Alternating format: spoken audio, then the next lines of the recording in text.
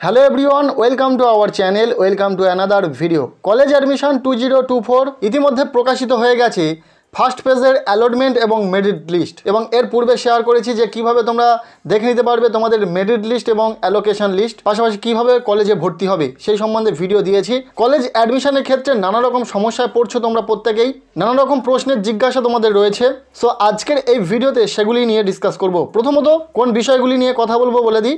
আবার নতুন আবেদন কবে থেকে শুরু হবে, সেকেন্ড মেরিট লিস্ট কি আসবে, যাদের লেখা শো করছে অ্যালোটেড টু হায়ার প্রেফারেন্স এটা কি, যাদের সিট অ্যালোটেড হয়েছে বা কোনো কলেজে চান্স পেয়েছে তাদের সকলকে কি ভর্তি হতে হবে, যদি কলেজটি তার পছন্দ না হয় ভর্তি কি তাকে অবশ্যই হতে হবে, যদি না ভর্তি হয় সেক্ষেত্রে কি সমস্যা হতে পারে, কারা অটো আপগ্রেডেশন করবে, অ্যাডমিশনের লাস্ট ডেট কি রয়েছে, এবং লাস্ট যে বিষয়টি নিয়ে কথা বলবো সেটা হলো যারা ভর্তি হবে তাদের ফিজিক্যালি ডকুমেন্টস ভেরিফিকেশন কবে হবে। সো ভিডিওটি ভীষণই গুরুত্বপূর্ণ হতে চলেছে তোমাদের প্রত্যেকের জন্য, কাজেই সম্পূর্ণ ভিডিওটি দেখবে, ভালো লাগলে লাইক করবে, চ্যানেলে নতুন হলে অবশ্যই চ্যানেলটিকে সাবস্ক্রাইব করে রাখবে। প্রথম যে বিষয়টি নিয়ে কথা বলবো সেটা হলো তোমাদের বেশিরভাগ স্টুডেন্টের একটাই প্রশ্ন, সেকেন্ড মেরিট লিস্ট কবে আসবে বা সেকেন্ড মেরিট লিস্ট কি আসবে।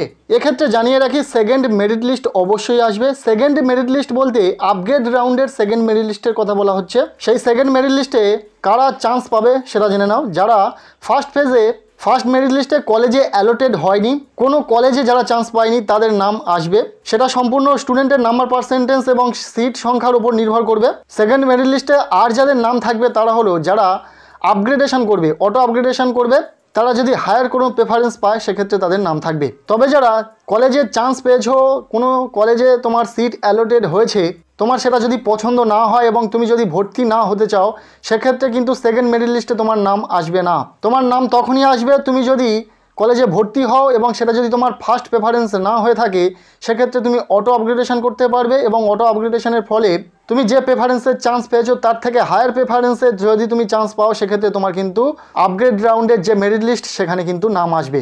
যারা এই ফার্স্ট ফেজে কোনো একটি কলেজে অ্যালোটেড হয়েছো তোমাদেরকে সতর্কবার্তা দেওয়া হয়েছে যে তোমাদেরকে অবশ্যই যে কলেজে অ্যালোটেড হয়েছে সেখানে অ্যাডমিশন নিতে হবে।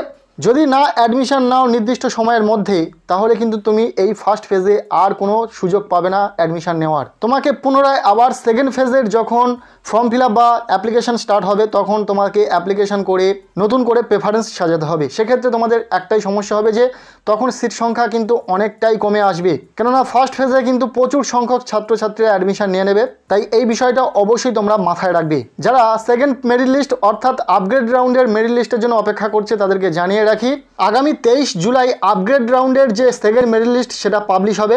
যারা কোনো কলেজে চান্স পায়নি বা সিট অ্যালোটেড হয়নি তারা কিন্তু সেকেন্ড মেরিট লিস্টের অপেক্ষায় থেকো। আর যারা কোনো কলেজের জন্য অ্যালোটেড হয়েছো কিন্তু সেটা তোমার খুব বেশি পছন্দের নয় সেক্ষেত্রে তোমরা অ্যাডমিশনের সময় অটো আপগ্রেডেশন অপশানটিকে ইয়েস করে অ্যাডমিশন নিয়ে নেওয়ার পর সেকেন্ড মেরিট লিস্টে যদি তুমি হায়ার কোনো প্রেফারেন্স পাও তাহলে তোমার নাম আসবে, এবং সেক্ষেত্রে যদি হায়ার প্রেফারেন্স পেয়ে যাও তাহলে সেখানে কিন্তু তুমি অ্যাডমিশন নিয়ে নিতে পারবে।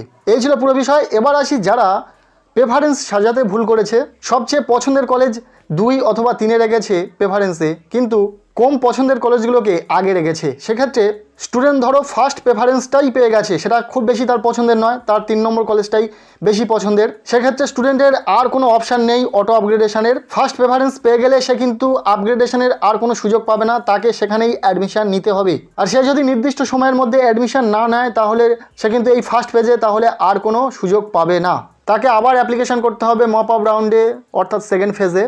অ্যাপ্লিকেশন করার পর প্রেফারেন্সগুলোকে আবার পুনরায় সাজাতে হবে। তখন কিন্তু তার পছন্দের কলেজে সিট সংখ্যার একটা সমস্যা আসতে পারে, কেননা তখন কিন্তু প্রচুর সিটে ছাত্রছাত্রীরা কিন্তু অ্যাডমিশন নিয়ে নেবে। আগামী 8ই August second phase mop up রাউন্ডের অ্যাপ্লিকেশন স্টার্ট হবে। যারা ফর্ম ফিল আপ করতে পারোনি বা যারা ফার্স্ট ফেজে অ্যাডমিশন নেবে না তারা কিন্তু ফর্ম ফিল আপ করতে পারবে বা অ্যাপ্লিকেশন করতে পারবে। এবার আসি যারা জানতে চাইছো এই অ্যালোটেড টু হায়ার প্রেফারেন্স এই লেখাটি কিসের জন্য শো করছে তাদের জন্য বলি, তুমি ধরো তোমার প্রেফারেন্সে 7 থেকে 8টি কলেজ সাজিয়েছো, তুমি 1 নম্বর অথবা 2 নম্বর অথবা 3 নম্বর কলেজটিতে চান্স পেয়ে গেছো, এবং নিচের যে কলেজগুলিকে তুমি রেখেছিলে সেখানেও মেরিট লিস্টে তোমার নাম আছে, বাট তুমি সেখানে চান্স পাচ্ছ না কেননা তোমার সিট অ্যালোটেড হয়ে গেছে হায়ার প্রেফারেন্সে। তুমি নিচের দিকের কোনো প্রেফারেন্সে অ্যাডমিশনের আর কোনো সুযোগ পাবে না, তার কারণ তুমি উপরের দিকে অর্থাৎ হায়ার প্রেফারেন্সে সিলেক্ট হয়ে গেছো, অ্যালোটেড হয়ে গেছো।